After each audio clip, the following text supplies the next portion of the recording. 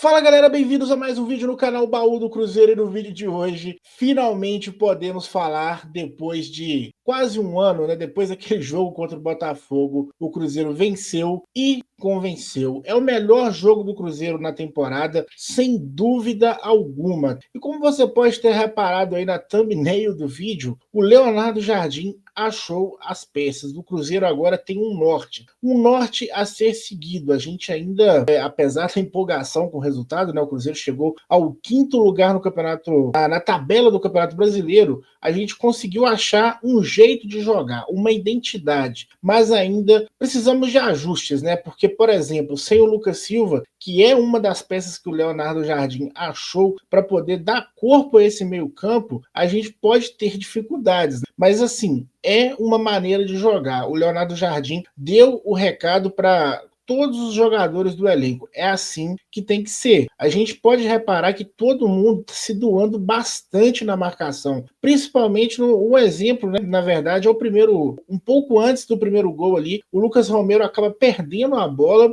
dando um passe, a galera volta em comboio ali para recuperar a posse, o Cruzeiro recupera a posse e logo depois o Romero acerta um chutaço de fora da área para fazer o primeiro gol, né? Galera, vamos dar uma olhadinha aqui nas estatísticas do jogo, né, que é sempre importante. Esse quadro aqui, ó, no SofaScore, né, esse gráfico, o verde é o Cruzeiro e o azul é o Bahia, né, o visitante. Os momentos, quanto maior a barra, maior o momento de pressão do Cruzeiro no jogo. Então a gente vê um amplo domínio do Cruzeiro no jogo. E aqui, quando o Bahia começou a dar dificuldades para o Cruzeiro responde com o segundo gol e meio que acaba com a partida, né? Os destaques individuais da partida, Fagner estava fazendo um grande jogo, uma pena a lesão dele, né? O Caio Jorge também, um grande jogo, mas para mim, o melhor jogador em campo é o Lucas Silva. O Lucas Silva com 2 assistências, né, pro Caio Jorge, ele conseguiu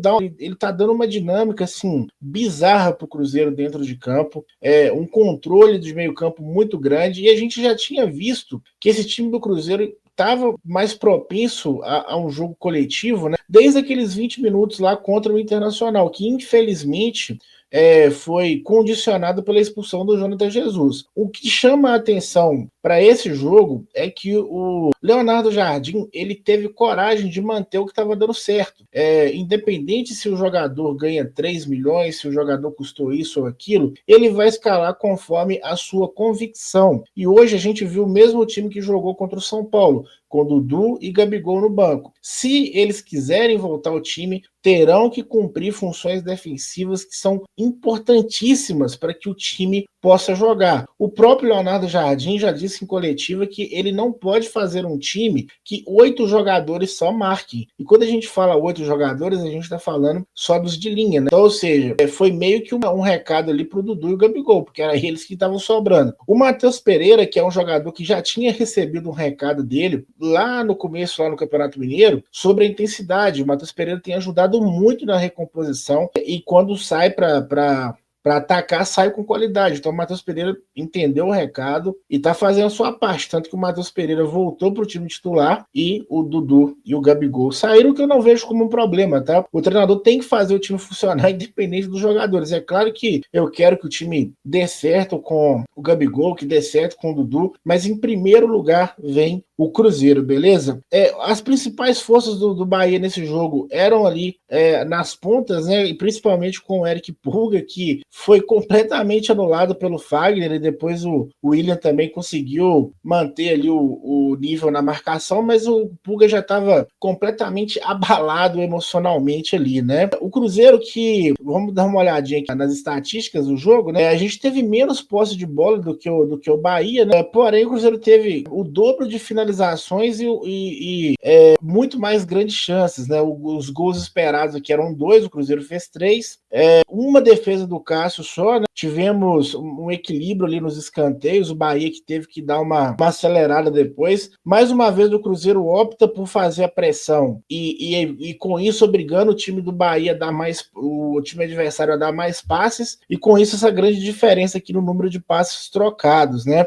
Mas olha aqui, ó, 22 desarmes para o Cruzeiro contra 16 só do Bahia. O Cruzeiro que competiu muito muito nesse jogo, tá? E um destaque para as faltas, tá? O Cruzeiro mais uma vez consegue utilizar as faltas de uma maneira muito inteligente para parar o jogo quando necessário e trocando às vezes uma grande chance ali por um cartão, né? Que é o certo a se fazer. Outro destaque que eu gostaria de fazer nesse jogo também é o Christian, que já tinha feito um jogo interessante contra o São Paulo e hoje ele contribui com uma belíssima assistência. O Vidalba também, que muito seguro ali na defesa junto com o Fabrício Bruno. E o Cruzeiro que tem mostrado uma maior variação na bola parada, principalmente nos escanteios. O Cruzeiro hoje quase fez um gol ali na jogada do Fabrício Bruno. Ele já tinha feito gol com o Caio Jorge antes, né? Então o Cruzeiro vem com um repertório interessante para aproveitar essas jogadas de bola parada, que é um caminho também para o Cruzeiro conseguir os seus gols, beleza? Galera,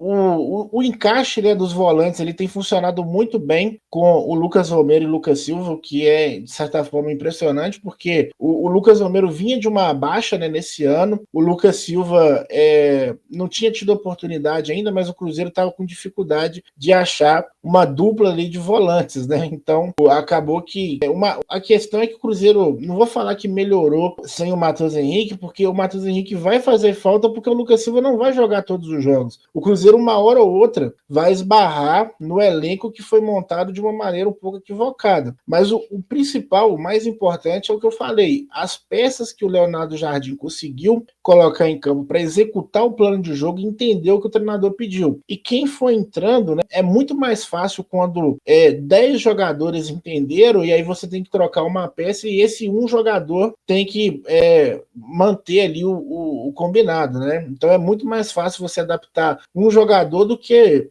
você não tivesse nenhuma ideia e assim, toda vez que trocasse o time jogaria de uma forma diferente. Então, muito satisfeito, o melhor jogo do Cruzeiro no ano, a melhor exibição do Cruzeiro, assim, talvez desde o jogo contra o Botafogo, né? O Cruzeiro que dominou completamente ali, o Bahia, que não é um time ruim, Vamos dar uma passadinha aqui, só para finalizar, na tabela, né, do Campeonato Brasileiro, para a gente finalizar esse vídeo aqui com chave de ouro, né? Então aqui, ó, o Cruzeiro que chegou, né? Deixa eu só sair essa propaganda aqui. O Cruzeiro que chegou à quinta posição, passou o Bragantino com o terceiro gol ali, né? O Cruzeiro com 100% de aproveitamento jogando em casa, né? E um empate fora, que se você olhar agora, apesar dos desempenhos ruins, é um grande começo de campeonato para o Cruzeiro, né? 58% de aproveitamento e o seu lugar ali no G5, né? O próximo jogo é Bragantino e Cruzeiro em Bragança Paulista, e o Cruzeiro pode subir mais algumas posições ali, quem sabe entrar no G4 ali da competição, né? E o rival, que pena, né? Que pena. Mas é isso, galera. Se você gostou do vídeo, deixa seu comentário, comenta aí o que você achou do jogo, né? As suas impressões, quem foi o melhor em campo, quem foi o pior em campo. E é claro, deixa o like no vídeo, galera. E outra coisa que eu gostaria de pedir para vocês, para quem gosta do meu trabalho e quiser